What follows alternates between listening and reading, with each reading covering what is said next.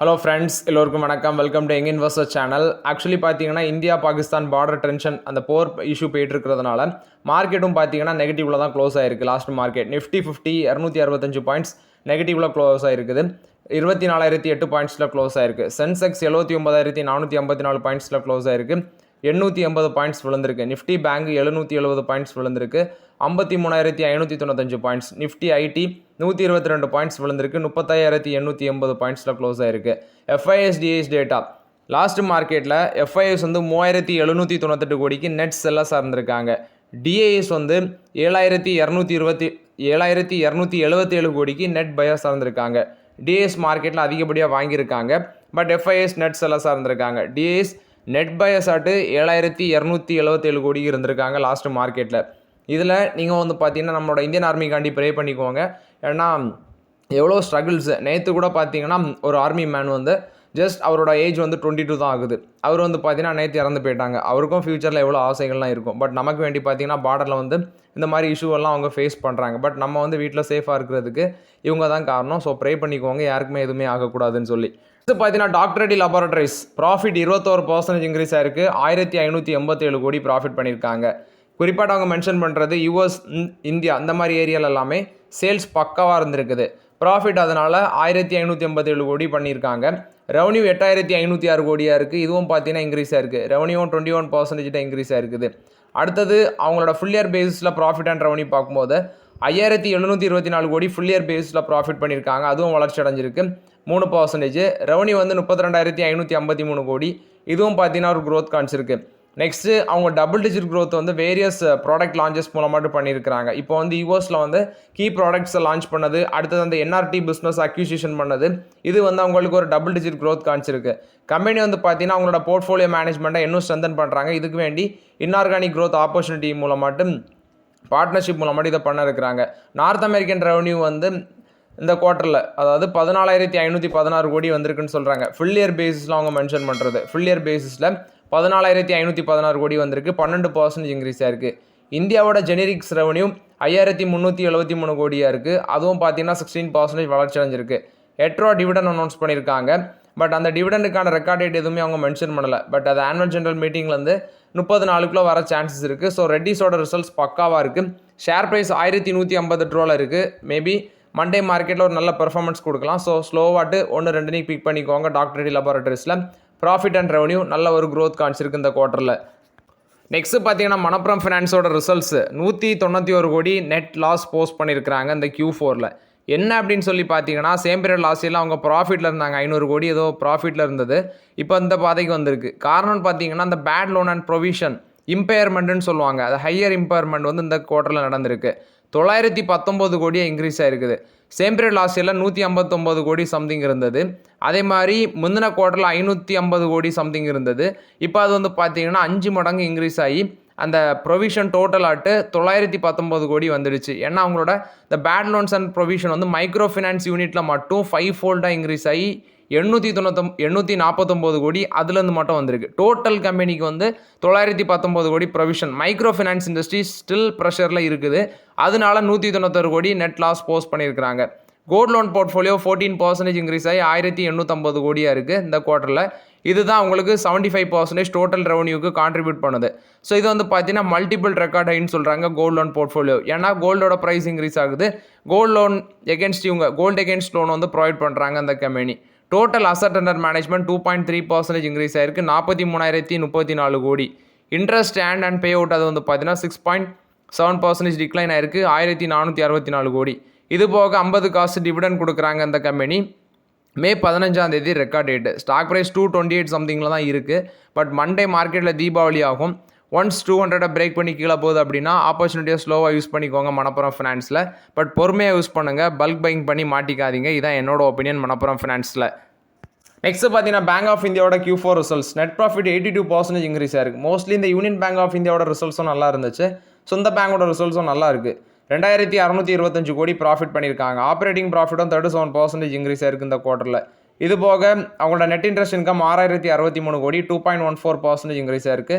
Net interest margin 39 basis point decline ஆயிருக்கு. Domestic advances 14.45% increase ஆயிருக்கு. 5,63,550 கோடி. ஃபுல் இயர் ஃபினான்ஷியல் 25ல வந்து நெட் ப்ராஃபிட் 4 to 6% இன்க்ரீஸ் ஆயிருக்கு. Operating profit 17% increase ஆயிருக்கு. Net interest income full year பேசிஸில் 6% increase ஆயிருக்கு. Domestic net interest margin 3.10% ஆயிருக்கு. 24 basis point down ஆயிருக்கு. கிராஸ் நான் பெர்ஃபார்மிங் அசட் 3.27% இருக்குது. 171 பேசிஸ் பாயிண்ட் டிக்ளைன் ஆயிருக்குன்னு சொல்கிறாங்க. இது போக net NBA 40 basis point decline ஆகி 0.82% இருக்குது. ப்ரொவிஷன் கவரேஜ் ரேஷியோ 92.39% இருக்குது. 4 ரூபா 5 காசு டிவிடன் கொடுக்குறாங்க. இது வந்து ஷேர் ஹோல்டர்ஸ் அப்ரூவலுக்கு அப்புறம் வரும்னு சொல்கிறாங்க. But record date June 20 fix பண்ணியிருக்காங்க. இது பேங்க் ஆஃப் இந்தியா போஸ்ட் பண்ண ரிசல்ட்ஸ் அப்டேட்டு. ரிசல்ட்ஸ் கொஞ்சம் பெட்டராக தான் பண்ணியிருக்கிற மாதிரி இருக்குது. நெக்ஸ்ட் பார்த்தீங்கன்னா அந்த ஏபிபி இந்தியா இதோட Q4 ரிசல்ட்ஸ் ப்ராஃபிட் 3% இன்க்ரீஸ் ஆயிருக்கு. 474 கோடி பண்ணியிருக்காங்க. ப்ராஃபிட் ஆஃப்டர் டேக்ஸ் 474 கோடி. அது போக ரெவன்யூ ஃப்ரம் ஆப்ரேஷன் 3160 கோடி. இதுவும் பார்த்தீங்கன்னா சேம் பீரியட் லாஸ்ட் இயரை கம்பேர் பண்ணும்போது ஒரு 80 கோடி அதிகரிச்சிருக்கு. கேஷ் பொசிஷன் 5756 கோடி இருக்குன்னு சொல்கிறாங்க. இந்த குவார்ட்டரில் டோட்டல் ஆர்டர்ஸ் 3751 கோடி கிடச்சிருக்கு. இதுவும் அதிகரிச்சிருக்குது. நெக்ஸ்ட் நீ பார்த்தீங்கன்னா இவங்க மென்ஷன் பண்ணுறது ஸ்ட்ராங் எக்ஸிக்யூட்டிவ் ஆர்டர் பேக்லாக் இருக்குது. இந்த குவார்ட்டரில் எண்டில் 9958 கோடி ஒர்த் ஆஃப் ஆர்டர்ஸ் இவங்க கைவாசம் இருக்குது. இவங்க electronics, railway, data centre, energy, metals, mining, building and infrastructure இந்த செக்மெண்ட்டில் இவங்களோட மார்க்கெட் வச்சிருக்காங்க. இது ஏபிபி இந்தியா போஸ்ட் பண்ண ரிசல்ட்ஸ் அப்டேட்டு. இந்த கம்பெனி என்கிட்ட கிடையாது, பட் நிறைய பேர் வச்சுருப்பீங்க. அதனால அந்த ரிசல்ட்ஸ் அவங்கள்ட்ட ஷேர் பண்ணுறேன். நெக்ஸ்ட் பார்த்தீங்கன்னா இந்த ஒராக்கிள் ஃபினான்ஷியல் சர்வீஸ் அப்படிங்கிற ஒரு கம்பெனி. இது யாருக்கிட்டே இருந்துச்சுன்னா அவங்க 265 ரூபா டிவிடன் அனௌன்ஸ் பண்ணுறாங்க. 5300% டிவிடெண்டு. ஸோ இதுக்கான ரெக்கார்ட் டேட்ஸ் அப்படி அவங்க மென்ஷன் பண்ணுறது ஃபஸ்ட்டு 265 ரூபா டிவிடன் கொடுக்குறாங்க. இதுக்கான ரெக்கார்ட் டேட் அப்படின்னு மென்ஷன் பண்ணுறது மே 8 ரெக்கார்ட் டேட் ஃபிக்ஸ் பண்ணியிருக்கிறாங்க. பட் பேமெண்ட் டேட் வந்து பார்த்தீங்கன்னா மே 17 அந்த ஷேர் ஹோல்டர்ஸுக்கு அந்த டிவிடன் பேமெண்ட் ஆகும்னு சொல்கிறாங்க. மே 8 ரெக்கார்ட் டேட்டு, மே 17 பேமெண்ட் ஆகும்னு சொல்கிறாங்க. இது வந்து ஒராக்கிள் ஃபினான்ஷியல் சர்வீஸ் லிமிடெட் 265 ரூபா பர் ஷேர் டிவிடன் கொடுக்குறாங்க. ஸோ யாருக்கிட்டையாவது இருந்துச்சுன்னா கமெண்ட்ஸில் சொல்லுங்கள். நெக்ஸ்ட் பார்த்தீங்கன்னா ஜப்பானை சேர்ந்த சுமிட்டோமோ மிட்சுபிஷி பேங்கிங் கார்பரேஷன் இவங்க வந்து பார்த்தீங்கன்னா எஸ் பேங்க் அக்யூசியேஷன் பண்ணுற போதாட்டு அப்டேட்டு நான் அன்றைக்கி மத்தியானம் ஷேர் பண்ணியிருந்தேன் மத்தியானம் வீடியோவில். அதில் என்ன ஒன்று வந்திருக்குன்னா இப்போ எஸ் பேங்க் வந்து ஸ்டேக் சேல் பண்ணுறதுக்கு எஸ்பிஐ அப்ரூவல் கொடுத்துருக்காங்க. எஸ்பிஐ வந்து 13.19% ஆஃப் த ஸ்டேக் வந்து சேல் பண்ணுறாங்க. டோட்டலாட்டு இந்த சுமிட்டோமோ பேங்க் வந்து 20% ஸ்டேக் எஸ் பேங்க்கில் வாங்குறாங்க. கிட்டத்தட்ட 13,483 கோடிக்கு. எஸ் பேங்க் விற்கிறது 13.19%. ரிமைனிங் கொஞ்சம் பேங்க் எல்லாமே சேர்ந்து ஒரு 6.81% விற்கிறாங்க. அந்த பேங்க் இதெல்லாம் பார்த்தீங்கன்னா HDFC, ICICI bank, IDFC first bank, Kotak Mahindra bank, federal bank, Bandhan bank இவங்க எல்லாமே ஒரு போர்ஷன் ஆஃப் ஸ்டேக் விற்கிறாங்க 6.81%. இவங்க 4,594 கோடி விற்கிறாங்க. ஸ்டேட் பேங்க் ஆஃப் இந்தியா வந்து 8,889 கோடிக்கு விற்கிறாங்க 13.19%. ப்ரைஸ் ஃபிக்ஸ் பண்ணியிருக்கிறது 21.50 காசு ஃபிக்ஸ் பண்ணியிருக்காங்க. அதாவது செல்லிங் ப்ரைஸ் வந்து இந்த ரேஞ்சில் ஃபிக்ஸ் பண்ணியிருக்காங்க. ஸோ ஓவர்லாட் வந்து பார்த்தீங்கன்னா 2020 தான் எஸ்பிஐ வந்து இந்த எஸ் பேங்கை வாங்கினாங்க. இப்போ வந்து ஜப்பானை சேர்ந்த ஒரு பேங்க்குக்கிட்ட விற்கிறாங்க. மேபி எஸ் பேங்குக்கு இதுக்கப்புறம் மாதிரி விடிவு காலம் வருதான்னு பார்க்கலாம். நெக்ஸ்ட் நாட்கோ ஃபார்மா கன்சிடர் பண்ணலாமான்னு கேட்டிருக்கீங்க. டெஃபினட்டாக கன்சிடர் பண்ணலாம். இருக்கிறதுலே ஃபார்மா செக்டார் ஸ்டாக்ஸில் பி ரேஷியோ 10க்கு கீழே இருக்குன்னா அது நாட்கோ ஃபார்மா மட்டும்தான் சீப் வேல்யூவில் கிடைக்குது, ஸ்லோவாக யூஸ் பண்ணலாங்கிறது என்னோட கருத்து. பிர்லா கார்பரேஷனோட Q4 results net profit 32.7% increase ஆயிருக்கு. 256 crores பண்ணியிருக்காங்க. டோட்டல் இன்கம் இந்த குவார்ட்டரில் 2,863 கோடி 6.8% இன்க்ரீஸ் ஆயிருக்கு. நான் கன்வெர்ட்டிபிள் டிபெஞ்சர்ஸ் ப்ரைவேட் பிளேஸ்மெண்ட் பேசிஸில் 200 கோடி ஃபண்ட் ரைஸ் பண்ண போகிறாங்க. இது போக பார்த்தீங்கன்னா அவங்களோட டெப்ட் டு ஈக்விட்டி ரேஷியோ 0.67%லேருந்து 0.56% குறைஞ்சிருக்கு. பீகாரில் காயா அப்படிங்கிற இடத்துல ஃபேஸ்டு மேனரில் ஒரு 2.80 million tons per annum greenfield cement grinding unit போட இருக்கிறாங்க. ஏன்னா அவங்களோட கெப்பாசிட்டி இன்க்ரீஸ் பண்ணுறதுக்கு. ஸோ நெட் ப்ராஃபிட் மார்ஜின் 7.42%லேருந்து 9.27% இன்க்ரீஸ் ஆயிருக்கு. ஸோ ஓவர்லாட் இது வந்து பார்த்தீங்கன்னா பிர்லா கார்பரேஷன் போஸ்ட் பண்ண ரிசல்ட்ஸ் அப்டேட்டு. ரிசல்ட்ஸ் கொஞ்சம் பெட்டராக தான் பண்ணியிருக்கிறாங்க. நெக்ஸ்ட் பார்த்தீங்கன்னா சோழமண்டலம் ஃபினான்ஷியல் ஹோல்டிங்ஸ் இந்த குவார்ட்டரில் அவங்களோட ப்ராஃபிட் 1,362 கோடியாக இன்க்ரீஸ் ஆயிருக்கு. ஸோ ஒரு நல்ல க்ரோத் தான் காமிச்சிருக்கிறாங்க. அடுத்து consolidate profit after tax full year பேசிஸில் 4,739 கோடியாக இருக்குது. இதுவும் இன்க்ரீஸ் ஆயிருக்கு. டோட்டல் இன்கம் இந்த குவார்ட்டரில் 9,009 கோடியாக இருக்குது. இதுவும் ஒரு வளர்ச்சி அடைஞ்சிருக்கு. ஃபுல் இயர் பேசிஸில் பார்த்தீங்கன்னா டோட்டல் இன்கம் 33,459 கோடி. இதுவும் ஒரு க்ரோத் காமிச்சிருக்கு.